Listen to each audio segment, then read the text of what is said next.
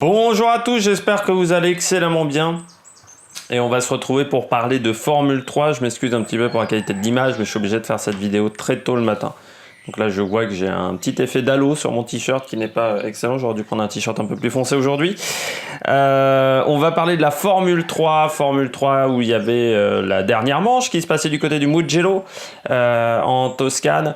On va juste parler de la course. Je ferai un débrief de la saison complète. Même si on va forcément parler des saisons dans le tapé flop, je me connais un petit peu.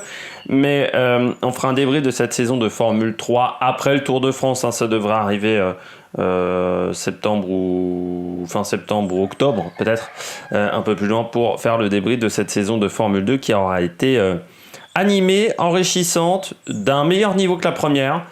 Avec des déceptions, des révélations.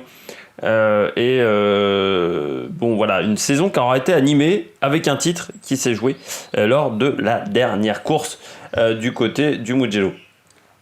On va faire le top et flop, bien entendu, les bleus, et puis on parlera des tops. Du côté des tops, on parlera bien entendu de Vesti, le coureur de Prema, et puis du côté des flops, on aura aussi des pilotes de chez Prema. Je commence avec Pourchaire, Théo Pourchaire, qui a encore fait un très très bon week-end. Si je devais le noter avec les notes F1, je dirais qu'il a fait un week-end qui mérite un 17. Bon, le seul truc qu'il n'a pas fait, c'est la pole, mais sur un circuit qu'il ne connaissait pas, comme beaucoup de pilotes quand même, hein, il faut le rappeler. C'est une piste, le Mugello, où il ne s'était jamais rendu. Il n'était pas non plus dans une équipe italienne, donc il n'y avait pas de données sur cette piste, contrairement à Trident, contrairement à Prema. Et pas autant d'expérience dans la voiture, contrairement à Jack Hughes. Donc c'est vrai qu'il est quasiment le meilleur des débutants sur cette piste, hein, devant Denis Auger, devant Spogliar, Piastri, Douane, pendant les qualifications. J'ai été, moi, très satisfait de sa course 1. Il prend encore un très très bon départ, ce qui est, je pense, un petit peu sa spécialité depuis quelques courses, de prendre des très très bons départs. Il s'infiltre bien, et assez vite, il gagne des positions. Au bout d'un tour, il gagne 2 positions. Et puis après, au fur et à mesure de la course, c'est lui qui a le meilleur rythme. À part sur la fin où c'est un petit peu plus difficile, mais il a un très très gros rythme de course. Et puis des passes Fittipaldi, également Zandelli. Donc voilà, une très très belle course de la part de Pourchaire. Une très bonne deuxième course aussi, parce qu'il profite des problèmes des pilotes de devant, il ne se fait pas avoir, et il finit une nouvelle fois troisième. Il ne manque pas grand chose pour être champion, mais ouais, Piastri a réussi à sauver ce petit point pour le championnat, mais je vous rappelle qu'il était à plus de 20 points derrière avant cette course, et qu'il a réussi à revenir à 1 point de retard. C'est phénoménal. Quand vous regardez la fin de saison de Pourchaire, de toute façon, contrairement au pilote Prema, lui, il a vraiment très très bien fini. Il a fini très très fort. Ça ne m'étonnerait pas qu'il ait une place en Formule 2 l'année prochaine, peut-être à la place de Marcus Armstrong chez ART. Il ne fait pas une très très grande saison. Mais Pourchaire, qui je rappelle est soutenu par l'Académie Sauber, hein, qui n'est pas aussi importante que l'Académie Ferrari ou que l'Académie Renault, mais peut-être que ça lui permet également d'être traité comme un peu la star de cette académie. Il faut le souligner également. Donc moi, Pourchaire, je pense qu'il n'y avait pas grand chose d'autre à faire sur cette course. C'était un peu compliqué de faire beaucoup mieux que 2 podiums. Réussir à faire podium encore avec la grille inversée, c'est dire le rythme qu'il avait. Après, bon, il n'était pas en capacité d'aller chercher ni Beckman et encore moins Liam Lawson, qui nous a fait une course 2 assez monumentale. Je continue avec les bleus. Là, on n'en avait que 2, donc je passe à Clément Novalak. Du côté de Clément Novalak, plus compliqué, hein. Enfin des francophones, parce que je dis le bilan des bleus, plutôt le bilan des francophones. Clément Novalak qui finit la première en qualif 23e, qui finit la première course 24e, qui finit la deuxième course hop que je le retrouve 14e de la deuxième course, mais il y a eu pas mal d'abandons quand même, il faut le rappeler également dans cette course 2. Il traverse la fin de saison comme l'homme invisible. C'est assez surprenant de voir le classement de Novalak sur la première partie de saison où il était 10e, où il faisait vraiment des très très bons résultats. Et c'était pour moi la révélation de ce début de saison, parce que Pourchaire, il était quand même chez ART, donc normalement ART a toujours eu un très grand niveau. Carlin en Estro l'année dernière, ils étaient nulle part.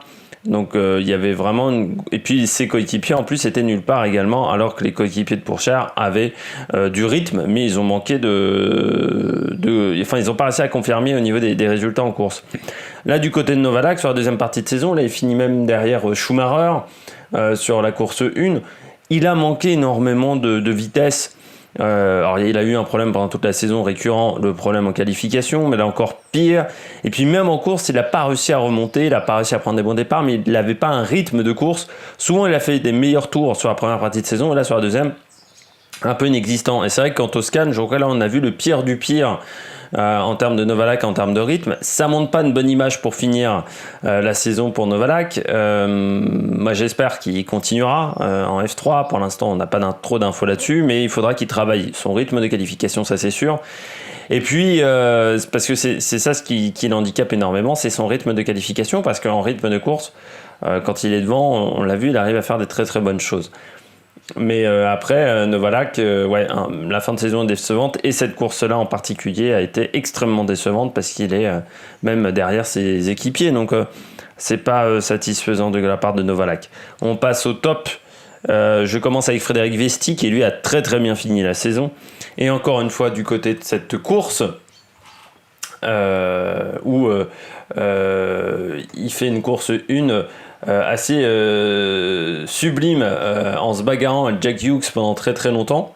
Ensuite la course 2 a été un petit peu particulière pour lui parce que il a dû laisser sa place à Piastri, et il y a eu après on l'a senti que moi j'ai senti qu'après il a un peu lâché le Grand Prix après avoir laissé sa place à Piastri, mais bon, il fallait sauver le titre pilote, et je dis bien sauver, c'est-à-dire la déception de cette fin de saison. Mais du côté de Vesti, il y a vraiment eu encore une fois une course 1, course 2, course 1 exceptionnelle. La course 2 est un peu moins bonne, il finit 9ème, mais il finit dans le fameux peloton de Théo Pourchaire aussi, donc ça veut dire qu'il n'a pas été largué du côté de Vesti, et puis c'est le seul qui a fait le championnat d'Europe et qui a réussi à être dans les points également. Il faut avec Fittipaldi, mais c'est vrai que les pilotes qui ont fait le championnat d'Europe l'année dernière de F3 ont été assez décevants dans le championnat du monde, il faut le dire. Vesti, je sais pas s'il passera l'année prochaine en F2, mais bon, pour la F3 il y a encore du travail. Là sur cette course, on voit qu'il a un peu trop tapé dans les pneus quand même en course 2. Même en course 1, parce qu'il a un peu souffert en fin de course face à Jack Hughes. Après, c'est quand même le pilote qui a réalisé, je pense, les meilleurs passages en Italie. C'est-à-dire entre Monza et là, c'était le pilote le plus rapide sur cette fin de saison. Je passe également au deuxième pilote au top, c'est Enzo Fittipaldi, parce que on n'en a pas parlé depuis le début de saison de Fittipaldi. Il connaissait la piste parce qu'il a fait la F4 italienne. Il est soutenu par l'Académie Ferrari. C'est même je crois le seul dans cette F3 à être soutenu par Ferrari, Fittipaldi. Peut-être que je me trompe, mais je ne crois pas. Non, parce que Smolder c'est SMP. Du côté de Fittipaldi, j'avais peur parce que je me suis dit, il part très bien sur la grille de départ, ce qui ne lui est jamais arrivé depuis le début de saison. Il partait 5ème. Alors je me suis dit, 5ème, déjà est-ce qu'il va tenir le rythme de course? Est-ce qu'il va pas faire non plus une action kamikaze? Parce que ça reste un jeune pilote qui a peu d'expérience, encore du haut niveau.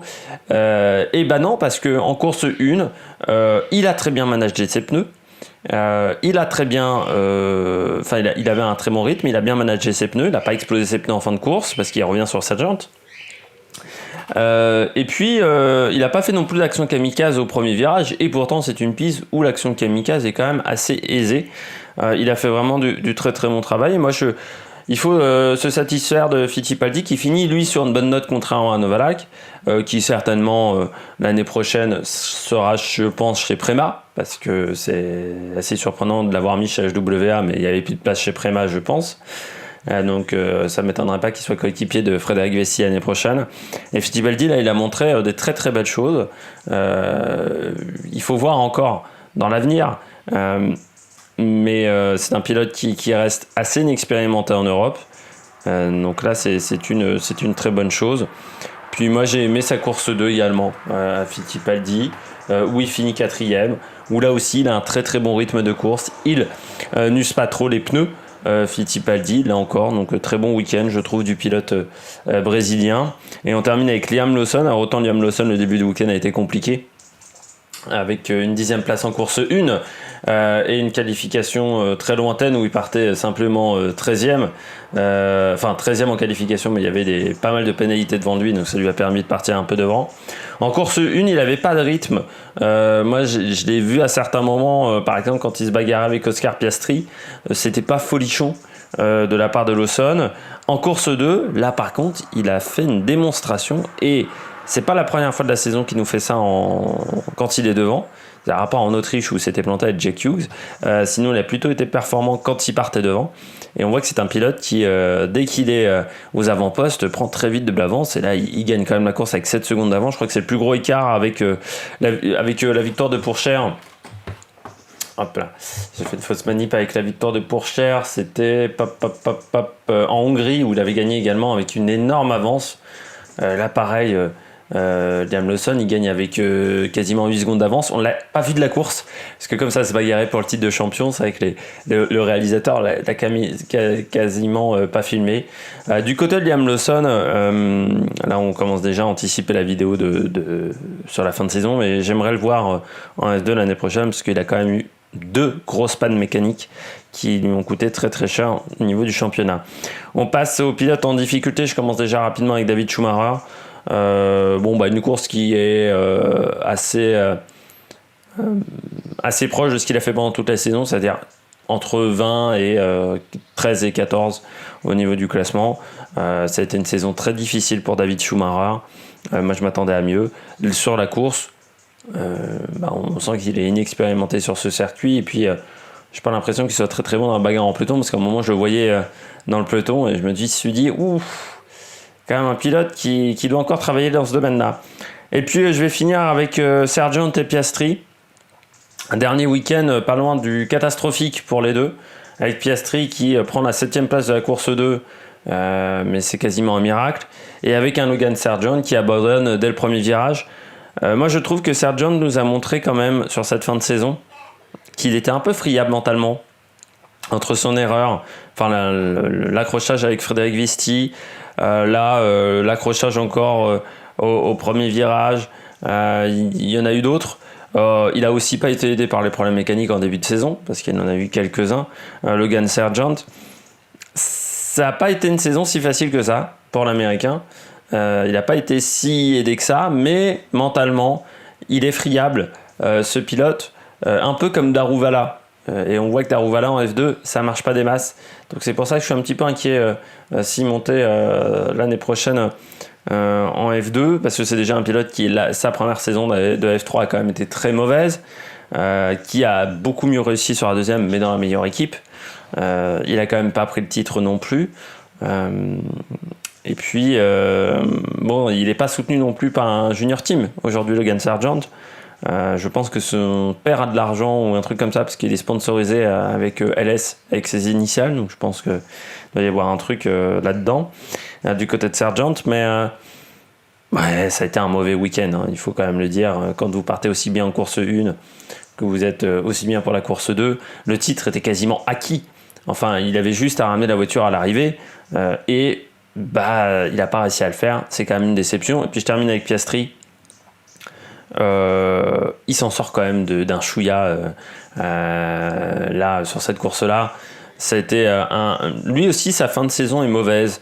La Belgique n'avait déjà pas été exceptionnelle. Là encore en Italie, quand vous regardez depuis sa 2e place à Silverstone en course, lors de la première course de Silverstone en course 1, il n'a fait qu'une victoire en Espagne en course 2, et un podium en Italie, ça avait quand même été, je trouve, assez compliqué. Alors aussi des problèmes techniques, hein.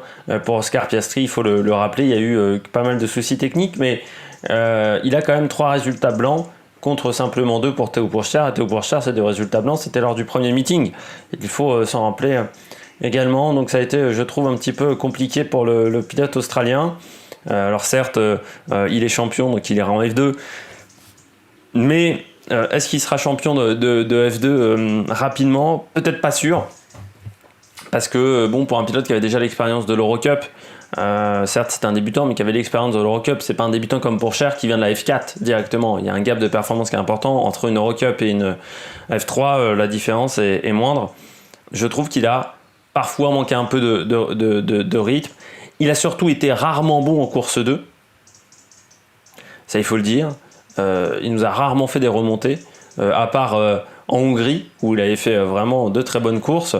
Sinon, la course 2 a souvent été assez difficile, je trouve, pour lui. Un manque sur les dépassements, il faut qu'il travaille vraiment au niveau des dépassements. Et puis en fin de saison, en qualification, c'était pas vraiment ça non plus. Donc, il finit pas sur une bonne note. Et c'est pas toujours bien d'être champion en finissant comme ça un petit peu en roue libre. Donc il va falloir se remettre un petit peu dans le rythme et mentalement aussi du côté de Piastri. Je passe au classement pilote de cette fin de saison. Donc Piastri champion, 3 points devant Pourchaire. Sargent 1 point derrière Pourchaire. On retrouve ensuite Vesti, Lawson, Beckman, Hughes, Zandelli, Verschoor, Peroni est 10e. Clément Nomalak est 12e de ce championnat, mais avec aucun point pris depuis les courses, depuis la course de Barcelone, la course 2 de Barcelone. Donc c'est une fin de saison qui a été un peu difficile pour Novalak. On passe au classement par équipe, donc Prema champion, c'était déjà le cas du côté de Monza, devant Trident, qui finit devant ART. On retrouve ensuite Hightech, HWA, MP Motorsport, Campos, Carlin, Jonzer, Motorsport, qui finit quand même devant Charouz, mais ça s'est surtout joué en Espagne pour le Jonzer Motorsport. J'espère que vous avez aimé cette vidéo et cette saison de F3. Donc on se rappelle, il y aura un débrief de toute la saison de F3.